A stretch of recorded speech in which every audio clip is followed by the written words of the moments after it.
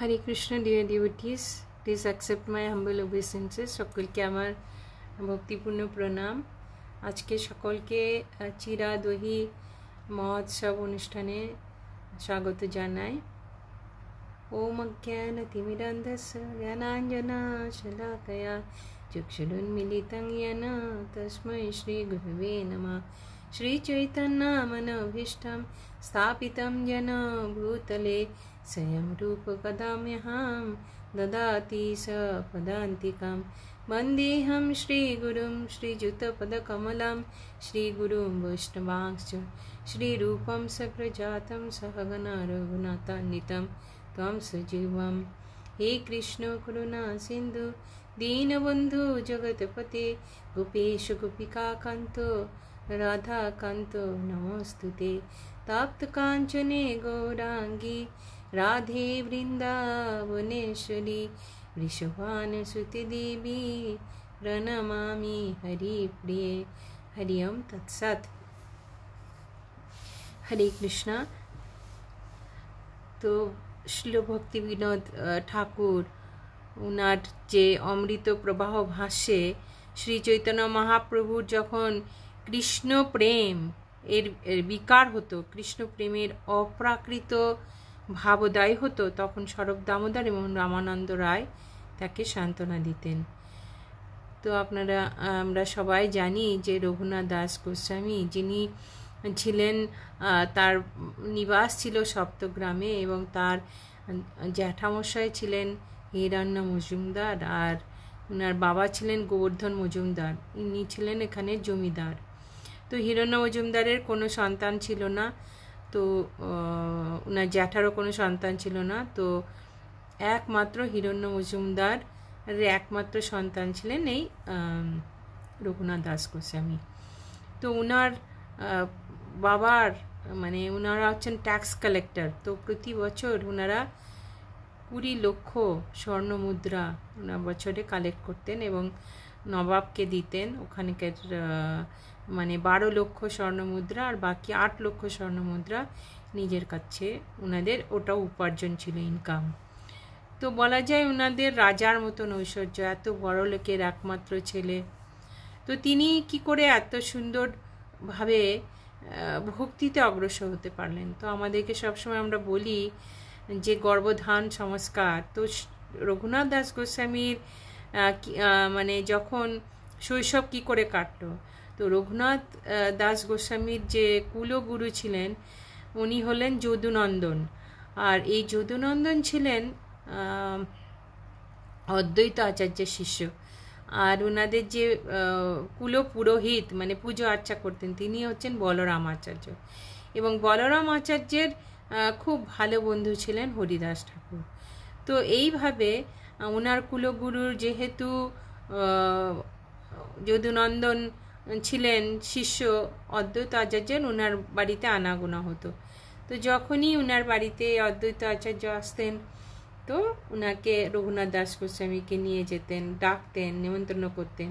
আবার বলরাম আচার্যের বাড়িতেও যখন হরিদাস ঠাকুর আসতেন তখনও ওনাকে ডাকা হতো এবং উনি খুব সুন্দরভাবে হরিদাস ঠাকুরের সঙ্গে সঙ্গে থাকতেন, তার বাপু সেবা করতেন, চরণ দাবিয়ে দিতেন, পদসেবা করতেন। তো এইভাবে ওনার এই শৈশবকালটা অনেক মহান এক্সল্টেড ভক্তদের সঙ্গে ওনার অ্যাসোসিয়েশন সান্নিধ্য লাভ হওয়াতে, তাদের আশীর্বাদ কৃপা প্রাপ্ত হওয়াতে ওনাকে এই বিষয় সম্পত্তি ঐশ্বর্য ওনার বিস্বত লাগতে লাগলো কি। এবং তিনি বহুবার উনি বাড়ি থেকে পালানোর চেষ্টা করলেন।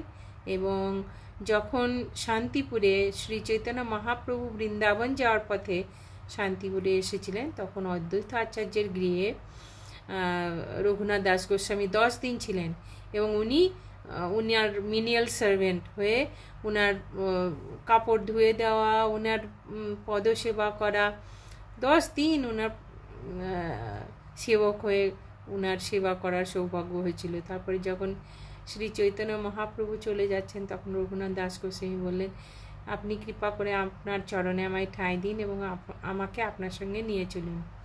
তো শ্রী চৈতন্য মহাপ্রভু বললেন এখন সেই সময় আসেনি, তুমি মর্কট বৈরাগী হও না, তুমি এখন অল্প বয়স, তুমি সবে বিয়ে করেছো, তুমি বিষয়ের মতন মানে বাহারিভাবে তুমি দেখাও যেন তুমি খুব পটু বিষয়ের মতন তুমি তোমার জমিদারের কাজপত্র তুমি নিপটাও, এবং অন্তরে অন্তরে তুমি নিরন্তর আমাকে স্মরণ করো। তো যখন এইভাবে ফিরে আসলেন তখন হিরণ্য মজুমদার যে আর জ্যাঠামশাই আর গোবর্ধন বাবা খুব খুশি হলেন যে মহাপ্রভু তো আমার ছেলেকে খুব ভালো শিক্ষা দিয়েছেন যে আগে তুমি তোমার নিজস্ব যে ভৌতিক কার্য এগুলো সম্পন্ন করো। তো ওনারা খুব খুশি, কিন্তু উনি এক মুহূর্ত থাকতে পারছেন না যে মহাপ্রভুর বিরহে উনি কাতর যে কি করে আমি শ্রী চৈতন্য মহাপ্রভুর আমি ঠাঁই পাবো, চরণ পাবো। তো বারবার এরকম উনি পালিয়ে যাওয়ার চেষ্টা করাতে সারাক্ষণ 24 ঘন্টা সিকিউরিটি গার্ড দিয়ে ওনাকে সবসময় নজরে নজরে রাখা হতো। কিন্তু এইভাবে কতবার পালিয়ে যাওয়ার চেষ্টা করছেন, তখন রঘুনাথ দাস গোস্বামীর মা বললেন যে আমার ছেলেকে তুমি শেকল দিয়ে বেঁধে রাখো, ওকে তো কোনো বিশ্বাস নেই, যে কোনো সময় চলে যাবে। তখন ওনার স্বামী বললেন, রঘুনাথ দাসের পিতা, যার চৈতন্যের কৃপা হয়ে গেছে তাকে আমরা আর কি করে আটকে রাখবো? এই যে বিশাল সম্পত্তি, এত অপ্সরার মতন সুন্দরী স্ত্রী, কোনো কিছুই তো ওকে বেঁধে রাখতে পারছে না, এর ওপর চৈতন্যের কৃপা হয়েছে। তো এইভাবে আমরা দেখতে পাচ্ছি যে রঘুনাথ দাস গোস্বামী অনেকবার মহাপ্রভুর চরণ পাওয়ার চেষ্টা করেছেন, কিন্তু প্রতিবারই উনি বিফল হয়েছেন। এইভাবে তখন কি হলো আমরা দেখতে পাচ্ছি, তখন রঘুনাথ দাস গোস্বামী মনে মনে ভাবলেন, যে চিন্তা করলেন যে কি আমার এমন, আমার দুর্ভাগ্য কেন এমন যে আমি বারে বারে আমি চেষ্টা করছি মহাপ্রভুর কাছে আমি শরণ নেওয়ার, কিন্তু মহাপ্রভু আমায় গ্রহণ করছেন না। এইভাবে আমরা শুনছি চৈতন্য চৈতামৃত থেকে। তখন তবে রঘুনাথ কিছু বিচারিলা মনে, নিত্যানন্দ গোসাইয়ের পাশ চলিলা 8 দিনে। এরপরে উনি জানতে পারলেন কি, পানিহাটি গ্রামে পাইলা প্রভুর দর্শন, কীর্তনিয়া সেবক সঙ্গে আর বহুজন। উনি জানতে পারলেন যে পানিহাটি গ্রামে রাঘব পণ্ডিতের ঘরে নিত্যানন্দ প্রভু আসছেন। তখন তিনি এই মতো চিন্তা করে পানিহাটি গ্রামে আসলেন। এবারে প্রথম দর্শন কেমন হলো এবার আপনারা শুনুন। গঙ্গা তীরে বৃক্ষ মূলে পিণ্ডার উপরে বসিয়াছেন যেন কোটি সূর্যোদয় করে। গঙ্গা তীরে একটি গাছের তলায় উনি যখন বসে আছেন, মানো কি কোটি সূর্যের মতন উনি জ্যোতির্ময় দেখাচ্ছিলেন। তখন রঘুনাথ দাস কি করলেন, দণ্ডবৎ হইয়া সেই পড়িলা কত দূরে, সেবক কহে রঘুনাথ দণ্ডবৎ করে। তখন দূর থেকে রঘুনাথ যখন দণ্ডবৎ করছেন, তার নিত্যানন্দ প্রভু সেবক বললেন যে রঘু আপনাকে দণ্ডবৎ প্রণাম করছেন। তখন নিত্যানন্দ প্রভু বলছেন, কি বলছেন, শুনি প্রভু কহে চোরা দিরি দর্শন, আয় আয় আজি তোরে করিমু দণ্ডন। কি বলছেন যে নিত্যানন্দ প্রভু বললেন, ওরে চোর, এতদিনে তুই দর্শন দিলি, আয় আয় আজ আমি তোকে দণ্ড দেব।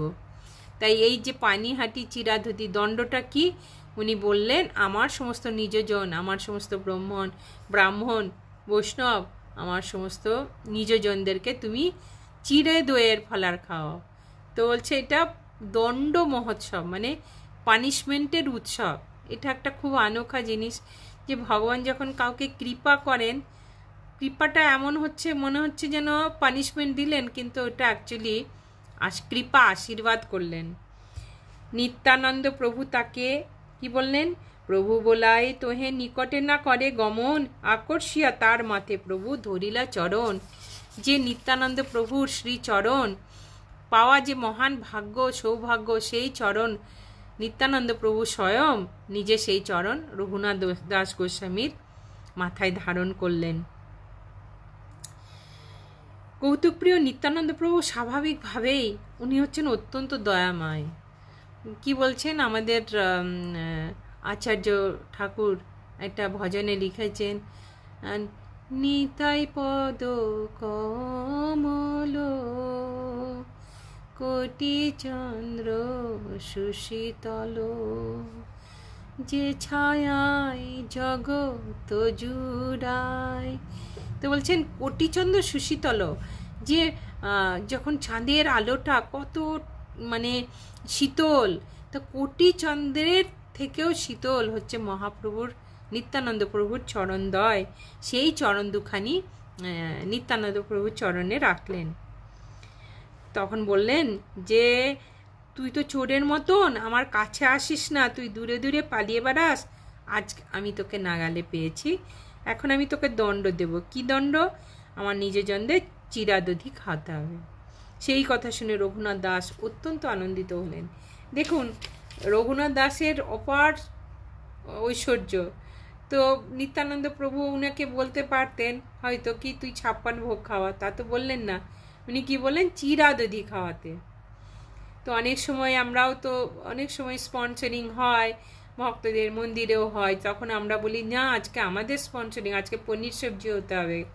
তো কী হয়, সাটল মাইন্ডে আমরা অনেক সময় ওটা এনজয় করি, দেখো আমি কত ভালো প্রসাদ খাওয়ালাম। তো এইটা বিনীত ভাবটা অনেক সময় থাকে না। তাই মহাপ্রভু উনি রাজ ঐশ্বর্য, উনাকে বলতে পারতেন যে তুমি 56 ভোগ খাও, উনি বলেন চিরাদধি মহোৎসব, আমার চিরে দই খাওয়াও আমার ভক্তদেরকে, নিজজনদেরকে। তখন রঘুনাথ দাস তৎক্ষণাৎ কি করলেন? গ্রামে পাঠালেন, সমস্ত দ্রব্য কিনে আনার জন্য লোক পাঠালেন। চিড়ে, দই, দুধ, সন্দেশ, চিনি, কলা সব দ্রব্য আনিয়ে রঘুনাথ গোস্বামী সেগুলো চারদিকে রাখলেন। এবং একজন ব্রাহ্মণ বড় বড় দুটো মাটির বড় বড় নান্দার মধ্যে এই চিড়েগুলোকে গরম দুধে ভেজালেন, এবং একটা বড় মৃত্তিকাতে মাটির বাড়িতে সেখানে দুধ, গরম দুধ, চিনি, দই, গরম দুধ, চিনি আর কলা এই দিয়ে মাখা হলো। আরেকটিতে মানে দুধটাকে ক্ষীরের মতন করে গাঢ় করে, কনডেন্স মিল্ক যেটা আমরা বলি তা না, ক্ষীরের মতন করে তাতে সন্দেশ, চাপা কলা, চিনি, ক্যাম্ফার দুটো মিশ্রণ হলো, একটা দইয়ের মিশ্রণ, একটা এই ক্ষীরের দুধের মিশ্রণ। এবং কি করা হলো, তখন যখন এই দধি চিরা প্রস্তুত, তখন ধুতি পরি প্রভু যদি পিণ্ডাতে বসিলা, 7 কুণ্ডি বিপ্র তার আগেতে ধরিলা। নিত্যানন্দ প্রভু তখন নতুন ধুতি পরে পিণ্ডার উপরে বসলেন, এবং 7টি বড় বড় মাটির পাত্র এবং ব্রাহ্মণ তার সামনে রাখলেন। এটা অফারিং তৈরি হয়ে গেল। চাতালের উপরে নিত্যানন্দ প্রভুর নিজজন এবং বড় বড় সমস্ত লোকেরা মণ্ডলী রচনা করে বসলেন। চবুতারা উপরে যত প্রভুর নিজগণে বড় বড় লোক বসিলা মণ্ডলী রচনে, মণ্ডলী আকারে প্রভুর নিজজন নিত্যানন্দ প্রভুর বসলেন ওপরে, চাতালের ওপরে। রামদাস, সুন্দরানন্দ দাস, গদাধর, মুরালী, কমলাকর, সদাশিব, পুরন্দর, ধনঞ্জয়, জগদীশ, পরমেশ্বর দাস, মহেশ, গৌরী দাস, ভোর কৃষ্ণ দাস, এগুলো হচ্ছেন উদ্ধারণ দত্ত প্রমুখ নিত্যানন্দ প্রভুর সমস্ত নিজজনেরা উপরে বসলেন, এবং তাদের সংখ্যাকে গণনা করতে পারে, মানে অগণিত ভক্ত, তার পার্শ্বদবৃন্দ। এবারে কি হলো, এবার উৎসবের কথা শুনে এই গ্রামগঞ্জ থেকে সবাই, ব্রাহ্মণ, পণ্ডিত, পুরোহিত সবাই আসতে লাগলেন, এত ভিড় জমে গেল। তখন সমস্ত ভক্তবৃন্দ করে 2টো করে মৃত্তিকা পাত্র, ছোট ছোট মাটির ভাঁড় দেওয়া হলো, একটাতে দধি চিরা আর একটাতে দই চিরা দেওয়া হলো। এক এক জনারে 2 হোলনা দিল, দধি চিরা দুগ্ধ চিরা 2তে ভিজাইল। এক একজনকে 2টি করে হোলনাতে দুধ চিরা, দই চিরা দেওয়া হলো। কোনো বিপ্র উপরে স্থান না পাইয়া 2 হোলনায় চিরা ভিজায় গঙ্গা তীরে গিয়া। তো বলছেন এত ভিড় হয়ে গেল, উপরেও স্থান নেই, গঙ্গার তীরেও স্থান নেই, তখন ওরা গলা অবধি গঙ্গার জলে 2টো করে মাটির পাত্র ধরে তারা দাঁড়িয়ে রইল। এইবার হেনকালে আইলা তথা রাঘব পণ্ডিত হাসিতে লাগিল দেখি হইয়া বিস্মিত। দিয়ে রাঘব পণ্ডিত তো ওনার ঘরেতে নিত্যানন্দ প্রভুর জন্যে 56 ভোগ বানিয়ে বসে আছেন, যে প্রভু আসবেন ক্লাস হয়ে গেলে। এসে দেখেন এখানে তো বিরাট পুলিন ভোজনের আয়োজন, অগণিত মানুষ এসেছে। তখন বললেন আমি তো ঘরে তোমার জন্যে প্রসাদ বানিয়ে অপেক্ষা করছি, আর তুমি এখানে পুলিন ভোজন করছো। তখন সবার মনে পড়ল কৃষ্ণ আর বলরামের যমুনার তীরে পুলিন ভোজনের কথা, তখন উনি রাঘব পণ্ডিতকে বললেন, তুমিও এসো আমাদের সঙ্গে দধিচিরা ভক্ষণ করো, তোমার ঘরে যে প্রসাদ মানে বানিয়েছো ভোগ, সেটা আমি রাত্রে খাবো। এবারে কি হলো বললেন, নিত্যানন্দ প্রভু রাঘব পণ্ডিতকে বসালেন এবং তাকেও দুটো পাত্র দিলেন, এবং দুই পাত্রে উনাকে বসানোর পরে কি করলেন, উনার ডান দিকে একটা আসন পাতলেন এবং সেখানেও একটা দই চিরা এবং দুগ্ধ চিরার পট বসিয়ে দিলেন, এবং তিনি ধ্যানস্থ হয়ে শ্রীমান গৌরাঙ্গ মহাপ্রভুকে আহ্বান করলেন।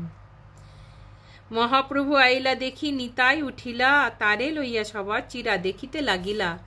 এবার যখন ধ্যানস্থ হয়ে মহাপ্রভুকে আহ্বান করলেন নিত্যানন্দ প্রভু, তখন মহাপ্রভু এসে সেই স্থানে উপস্থিত হলেন, বিরাজমান হলেন, এবং প্রতিটি পাত্র থেকে নিত্যানন্দ প্রভু এক এক গ্রাস চিরা তুলে নিয়ে পরিহাস করে শ্রী চৈতন্য মহাপ্রভুর মুখে খাওয়াতে লাগালেন। এক একটা পাত্র থেকে নিয়ে মহাপ্রভুকে খাওয়াতে লাগালেন, মহাপ্রভু নিত্যানন্দকে খাওয়াতে লাগলেন, এবং দুই ভাই সমস্ত জায়গা ভক্তদেরকে পরিভ্রমণ করলেন। এইভাবে নিত্যানন্দ প্রভু সকল মণ্ডলে বেড়াতে লাগলেন এবং বৈষ্ণবেরা দাঁড়িয়ে দাঁড়িয়ে সেই রঙ্গ দেখতে লাগলেন। নিত্যানন্দ প্রভু যে কি করে বেড়াচ্ছেন তা কেউই বুঝতে পারছিলেন না, কেবল যারা অত্যন্ত ভাগ্যবান তারাই কেবল মহাপ্রভুকে দর্শন পেলেন। তবে হাসি নিত্যানন্দ বসিলা আসনে, চারিকুণ্ডি আরোয়া চিরা রাখিলা ডাইনে।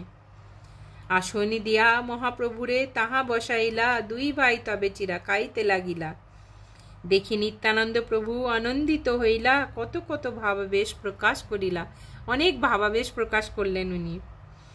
আজ্ঞা দিলা হরি হরি বলি করহ ভোজন, হরি হরি ধ্বনি উঠি ভরিল ভুবন। সকলকে হরি হরি ধ্বনি করে প্রসাদ গ্রহণ করতে বললেন নিত্যানন্দ প্রভু, আদেশ করলেন। হরি হরি বলি বৈষ্ণব করয়ে ভোজন, পুলিন ভোজন সবার হইল স্মরণ। পুলিন ভোজনের কথা তখন সবার স্মরণে আসলো। নিত্যানন্দ মহাপ্রভু কৃপালু উদার, রঘুনাথের ভাগ্যে এত কইলা অঙ্গীকার, যে এত কৃপালু এত উদার এবং রঘুনাথের পরম সৌভাগ্যের ফলে তার কাছ থেকে তিনি এত কিছু গ্রহণ করলেন, কৃপা করে গ্রহণ করলেন। কেননা এখানে চোর কেন বলা হলো, যে নিত্যানন্দ প্রভুর ধন কে হচ্ছেন গৌরাঙ্গ মহাপ্রভু। তো নিতাইয়ের ধন যদি কেউ পেতে চায়, সম্পদ গৌরাঙ্গ মহাপ্রভুকে, তাহলে কার চরণ ধরতে হবে? নিত্যানন্দ প্রভুর চরণ ধরতে হবে, তাই তো। আমার সম্পত্তি, কেউ যদি আমার ধন সম্পত্তি চায় তাহলে আমার কাছে আসতে হবে, তাই তো। তা করে যদি আমার কাছে না এসে সে যদি আমার ধন সম্পদ নিয়ে লুটে নিতে চায়, তাহলে তো সে চোর হয়ে গেল, তাই তো। তাই তো নিত্যানন্দ প্রভু বলছেন, আয় আয় আজ তোরে করিমু দণ্ডন। চোরা, এতদিন পরে তুই দেখা দিলি, তুই এতদিন মহাপ্রভুর চরণ পাওয়ার জন্য শুধু মহাপ্রভুর পেছনে আপনি গেছো, কিন্তু আমাকে তুমি আমার কাছে আসনি।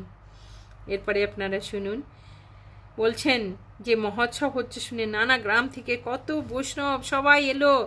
এইবারে মহাপ্রভু এবং নিত্যানন্দ প্রভু যখন দুধ চিরা ভোজন করার পরে কি করলেন, এক ব্রাহ্মণ এসে পুষ্পমালা এনে নিত্যানন্দ প্রভুর গলায় দিলেন এবং সর্বাগ্রে চন্দন লেপন করলেন। একজন সেবক তাম্বুল এনে নিত্যানন্দ প্রভুকে দিলেন এবং হেসে হেসে নিত্যানন্দ প্রভু তা চর্বণ করলেন। মালা, চন্দন, তাম্বুল যা অবশিষ্ট ছিল নিত্যানন্দ প্রভু নিজের হাতে সমস্ত ভক্তদের বেটে দিলেন। এইভাবে খুব সুন্দরভাবে দধিচিরা মহোৎসব সম্পন্ন হলো এবং সন্ধেবেলায় নিত্যানন্দ প্রভু রঘুনাথ দাস রাঘব পণ্ডিতের ঘরে গিয়ে উদণ্ড কীর্তন শুরু করলেন সন্ধেবেলায়, এবং তারপরে রাঘব পণ্ডিত যে সমস্ত ভোগ রন্ধন করেছিলেন তা ওনাকে পরিবেশন করা হলো, এবং তখনও তিনি মহাপ্রভুকে আহ্বান করলেন এবং একসঙ্গে বসে তারা রাঘব পণ্ডিতের ঘরে ডিনার প্রসাদ গ্রহণ করলেন। নানা প্রকার পিঠা, পায়েস, দিব্য সাল্লান্ন, অমৃত নিন্দয় হয়েছে বিবিধ ব্যঞ্জন। তিনি নানা প্রকার পিঠা, পায়েস, শালি ধানের দিব্য অন্ন এবং অমৃতকেও নিন্দা করে এমন সমস্ত ব্যঞ্জন পরিবেশন করলেন। রাঘব পণ্ডিত ভগবানকে যে ভোগ নিবেদন করতেন তা ছিল অমৃতের সার, এবং সেই প্রসাদ খেতে মহাপ্রভু বারবার সেখানে আসতেন, এবং রন্ধন করে রাঘব পণ্ডিত যখন ভোগ নিবেদন করতেন তখন তিনি মহাপ্রভুর জন্য পৃথকভাবে ভোগ লাগাতেন। আপনারা সবাই জানেন ধনিষ্ঠা আনিত, ধনিষ্ঠার হচ্ছেন যেরকম উনার কৃষ্ণ লীলায় ধনিষ্ঠা হচ্ছেন এই মহাপ্রভুর লীলায় উনি হচ্ছেন রাঘব পণ্ডিত। তো রাঘব পণ্ডিতের ঘরে স্বয়ং শ্রীমতী রাধারানী রন্ধন করতেন, এবং সেই সমস্ত যা কিছু রন্ধন করতেন তার স্বাদ অমৃতের ন্যায়, এত এত সুস্বাদু ছিল। তো এইভাবে তিনি আপনারা সবাই জানেন যে রাধারানী দুর্বাসা মুনির থেকে একটা বরদান পেয়েছিলেন যে তিনি যা কিছু রন্ধন করবেন অমৃতের মতন স্বাদ হবে। সেইটাই শ্রীমতী রাধারানী স্বয়ং রন্ধন করতেন। ভোজন বসিতে রঘুনাথে কহে সর্বজন, পণ্ডিত কহে ইহ পাছে করিবে ভোজন। ভোজন করে দুই ভাই আচমন করলেন এবং রাঘব পণ্ডিত তাদের মালা পরিবেশন করলেন এবং চন্দন লেপন করলেন।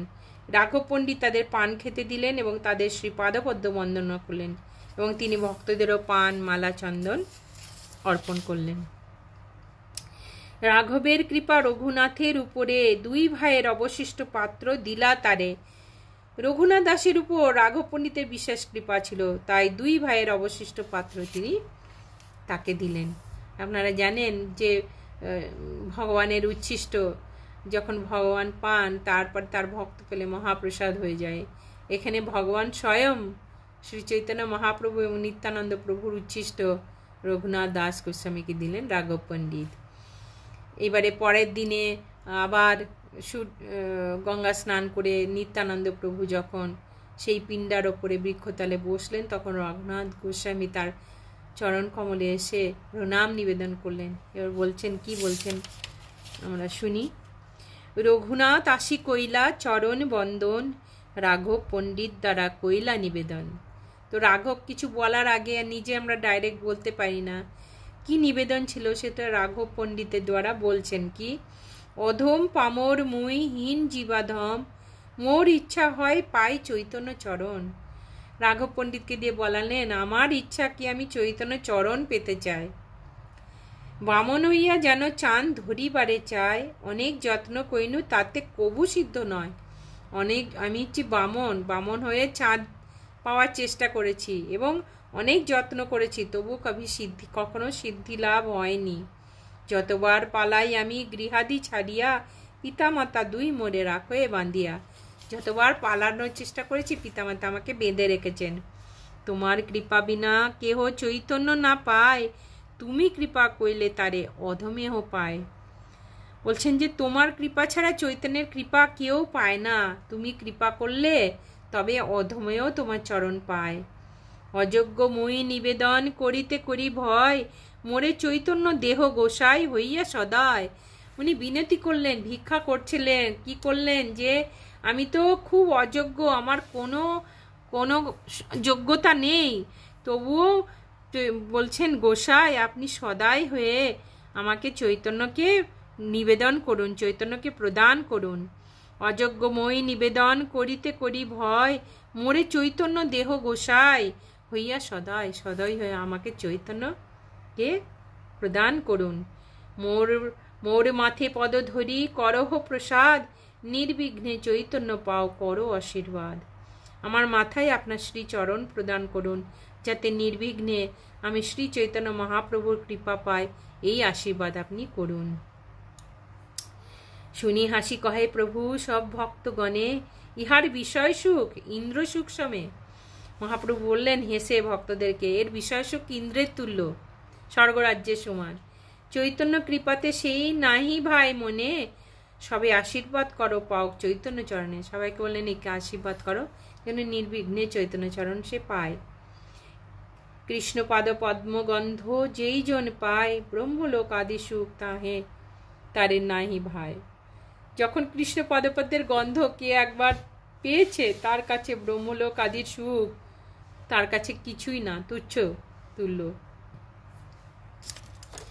তারপর নিত্যানন্দ প্রভু রঘুনাথ দাসকে তার কাছে ডেকে এনে তার মাথায় তার শ্রী পাদপদ্ম স্থাপন করে বলতে লাগলেন, তুমি যে গঙ্গার তীরে এই পুলিন ভোজনের আয়োজন করেছিলে, তোমাকে কৃপা করার জন্য শ্রী চৈতন্য মহাপ্রভু সেই পুলিন ভোজনে এসেছিলেন এবং কৃপা করে তিনি চিরা দুগ্ধ ভোজন করেছিলেন এবং রাত্রে নৃত্য দেখে প্রসাদ গ্রহণ করেছিলেন।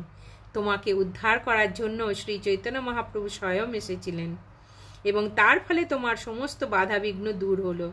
তিনি তোমাকে স্বরূপ দামোদরের কাছে সমর্পণ করবেন এবং তার অন্তরঙ্গ ভৃত্যরূপে তার শ্রী পাদপদ্মে স্থান দিবেন। এখন তুমি নিশ্চিন্ত হয়ে ঘরে ফিরে যাও এবং অচিরেই তুমি নির্বিঘ্নে শ্রী চৈতন্য মহাপ্রভুর চরণ আশ্রয় লাভ করবে। দেখুন নিত্যানন্দ প্রভু কত দয়ালু, ওনার চরণে আসতেই উনি মহাপ্রভুকে নির্বিঘ্নে পাওয়ার উনি আশীর্বাদ দিয়ে দিলেন। এরপর রঘুনাথ দাস গোস্বামী যাওয়ার আগে রাঘব পণ্ডিতের সঙ্গে আলোচনা করলেন এবং সমস্ত বৈষ্ণবদেরকে উনি কিছু দান দক্ষিণা দিতে চাইলেন। যেমন নিত্যানন্দ প্রভুর পার্শ্বদের হাতে ওনাকে বললেন যে 100 স্বর্ণ মুদ্রা, 7 কেজি স্বর্ণ, রাঘব পণ্ডিতকে 3 কেজি স্বর্ণ, 100 স্বর্ণ মুদ্রা। তারপরে এরকম যত যত সব বৈষ্ণব এসেছিলেন সকলকে 8 স্বর্ণ মুদ্রা, 10 স্বর্ণ মুদ্রা এরকম করে ভাগ করে রাঘব পণ্ডিতের হাতে দিলেন। তো উনার এত সুন্দর একটা বৈষ্ণব সেবা হলো। তারপরে দান দক্ষিণা দিয়ে উনি বাড়ি ফিরে গেলেন। এরপরে আপনারা আমি সংক্ষেপে বলবো, ঘরে ফিরে গিয়ে আর কোনো কিছুতে মন লাগে না। রঘুনাথ দাস ভাবতে কখন আমি শ্রী চৈতন্য মহাপ্রভুর কাছে তার চরণে ঠাঁই পাবো। তারপরে উনাদের যে কুলগুরু যদুনন্দন আচার্যের সহায়তায় একদিন উনি বাড়ি থেকে উনি পালিয়ে যান এবং 12 দিন লাগাতার উনি দৌড়াচ্ছেন বনপথে ওনাকে খুঁজে পাবে বলে।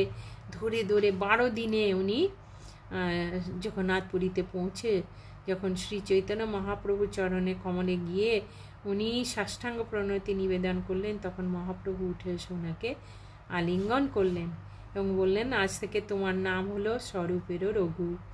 তোমাকে স্বরূপ দামোদর গোস্বামী তোমাকে ট্রেনিং দিয়ে এই ভক্তিপথে তুমি কি করে অগ্রসর হবে উনি শেখাবেন। তাই ওনার নাম দিলেন স্বরূপেরও রঘু। এরপরে রঘুনাথ দাস গোস্বামী 5 দিন খালি গোবিন্দের কাছে, মহাপ্রভুর যে সেবক গোবিন্দের কাছে প্রসাদ পেয়েছিলেন। তারপরে 5 দিন পরে উনি জগন্নাথপুরীর যে সিংহদ্বারে উনি ভিক্ষা করে খেতে লাগলেন। এইভাবে যখন উনি ভিক্ষা করে খেতে লাগলেন, তারপরে উনি ভাবলেন এইটা ঠিক বৈরাগীর আচরণ নয়।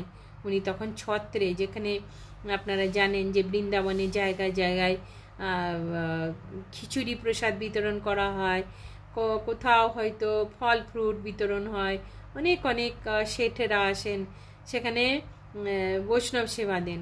তো সেখানে বসে উনি খেতে লাগলেন। তারপরে আবার গোবিন্দ জিজ্ঞেস করলেন গোবিন্দকে, রঘুনাথ দাস গোস্বামী কোথায়, রঘু কোথায়? স্বরূপ দামোদর জিজ্ঞেস করছেন, বলে উনি ছত্রে না। এখন উনি কোথায় করেন?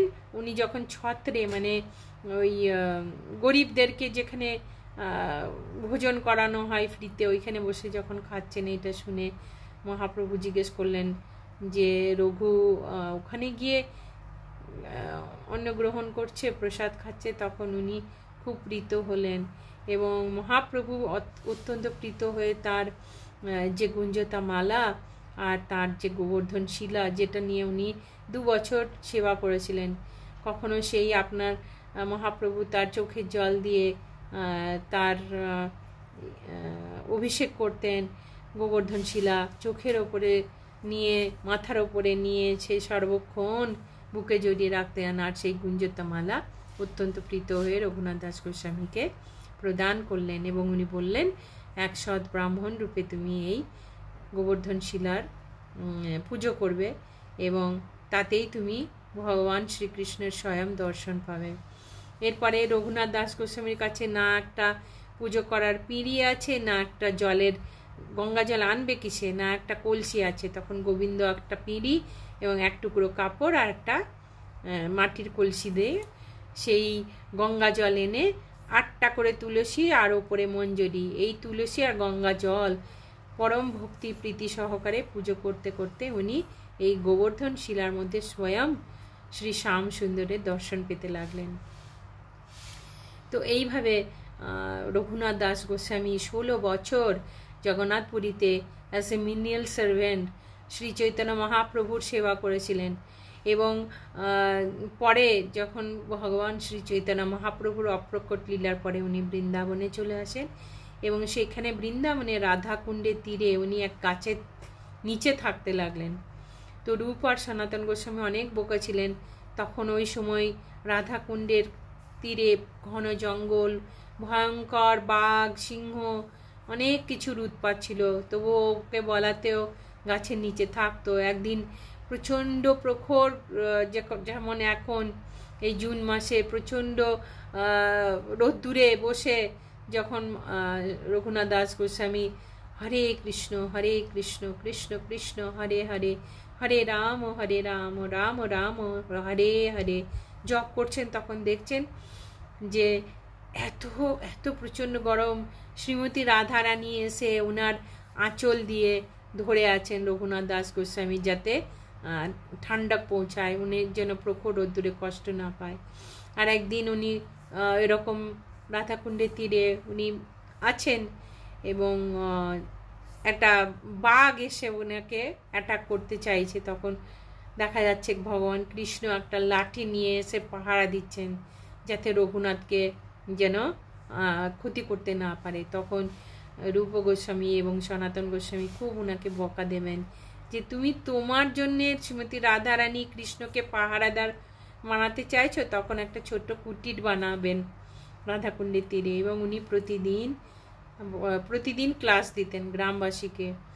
ভগবান শ্রী চৈতন্য মহাপ্রভুর সঙ্গে যে 16 বছর উনি ছিলেন, তাই শ্রী চৈতন্য মহাপ্রভুর সম্বন্ধে ওনার সমস্ত পুঙ্খানুপুঙ্খ রূপে যে কথাগুলো, যে ক্লাসগুলো যেগুলো বলতেন, যে শিক্ষা দিয়েছিলেন, সমস্ত কিছু উনি শ্রবণ করেছিলেন মহাপ্রভু থেকে। সেটাই শ্রী কৃষ্ণ দাস কবিরাজ গোস্বামী এই রঘুনাথ দাস গোস্বামীর ক্লাসে বসে ওগুলো নোটস লিখে পরে উনি চৈতন্য চরিতামৃত সংকলন করেছিলেন।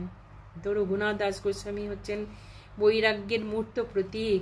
উনি যখন ছত্রে ভিক্ষা করে খাচ্ছিলেন, সেটাও উনি ভাবলেন এটাও প্রকৃত বৈরাগ্য নয়। তখন তিনি কি করলেন, যখন পশারীরা যখন মহাপ্রসাদ বিক্রির পরে পচে যায়, যেগুলো ভাত অন্ন বেঁচে যায়, ড্রেনে ফেলে দেয়, সেই পশারীরা সেই ড্রেনের ভাত তুলে এনে রাত্রিবেলায় উনি কি করতেন, সেই ভাতগুলোকে কচলে কচলে কচলে ধুয়ে অন্নগুলোকে কি করতেন, যে ভেতরে যে একটা সাদা অংশ যেটা ভালো থাকতো সেইটা নুন দিয়ে খেতেন। তো একদিন মহাপ্রভু যখন স্বরূপ দামোদরকে জিজ্ঞেস করলেন যে রঘু কোথায় প্রসাদ গ্রহণ করছে, তখন বলছে না ও ছত্রেও এখন আর খায় না। তখন গিয়ে মহাপ্রভু চুপি চুপি রঘুনাথ দাস গোস্বামীর পিছনে গিয়ে ও যখন ওই রকম ধুয়ে ধুয়ে এই অন্ন থেকে সাদা অন্ন একটুখানি বার করে নুন দিয়ে খাচ্ছে, ওটা ছিনিয়ে নিয়ে মহাপ্রভু ওটা খেয়ে রঘুনাথ দাস গোস্বামীকে কৃপা করলেন। যে মহাপ্রভুকে বলছেন স্বরূপদাম, না প্রভু এটা আপনার যোগ্য নয়, এটা আপনি না না না তুমি এত ভালো প্রসাদ লুকিয়ে লুকিয়ে খাচ্ছ, আমাকেও দাও। তো মহাপ্রভু এইভাবে ওনার কৃপা আশীর্বাদ করলেন। তো রঘুনাথ দাস গোস্বামী উনি হচ্ছেন আমাদের যখন হচ্ছে অভিধেয়া ওর প্রয়োজনা। তো আমাদের 3টে স্টেজের উনি হচ্ছেন অভিধেয়া, প্রয়োজনা স্তরের উনি হচ্ছেন এমবডিমেন্ট অফ রিনাউন্সিয়েশন, মানে আমাদেরকে বৈরাগ্যর শিক্ষা দিতে উনি হচ্ছেন আমাদের এই বৈরাগ্যের প্রতীক। যে কি করে এত বড়লোক ঘরে রাজার তুল্য সম্পত্তি ছেড়ে বিষয় বিষ্ঠা ত্যাগ করে উনি এসে মহাপ্রভু শ্রীচরণে প্রাপ্ত করাটাই জীবনের একমাত্র পাওয়া, একমাত্র সম্পদ, এটা করতে পেরেছিলেন। তো আমাদের সকলের শিক্ষা যে এই না যে বড়লোক ঘরে জন্ম হলেই অনেক সম্পত্তি থাকলে সে ভক্তি করতে পারে না, তা নয়। মহাপ্রভুর কৃপা এবং ভগবান শ্রী চৈতন্য মহাপ্রভু যে উনাকে কৃপা করেছিলেন, কিভাবে কৃপা করেছিলেন, ওনার এই সেবা দ্বারা।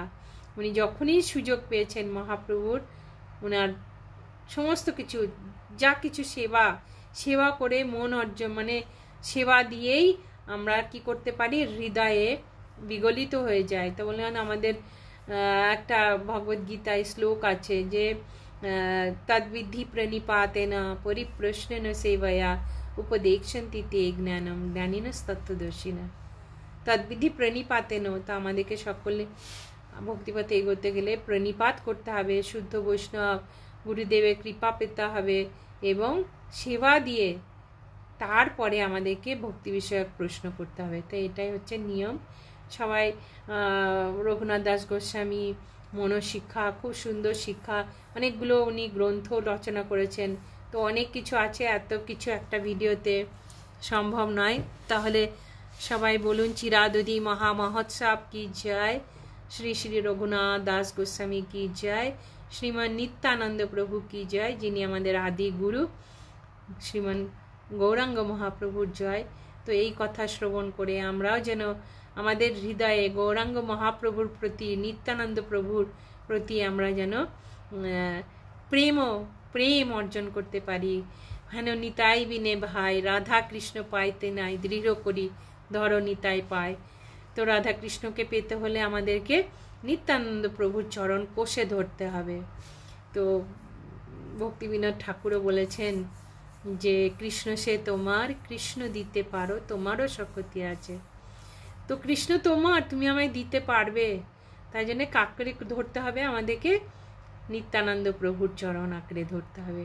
তিনি হচ্ছেন আমাদের আদি গুরু, তখন মহাপ্রভু আমাদেরকে অ্যাকসেপ্ট করবেন। হরে কৃষ্ণ, হরি বল।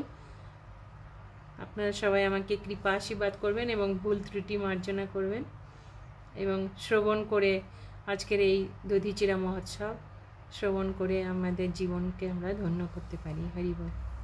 হরে কৃষ্ণ কৃষ্ণ কৃষ্ণ হরে হরে, হরে রাম রাম রাম হরে।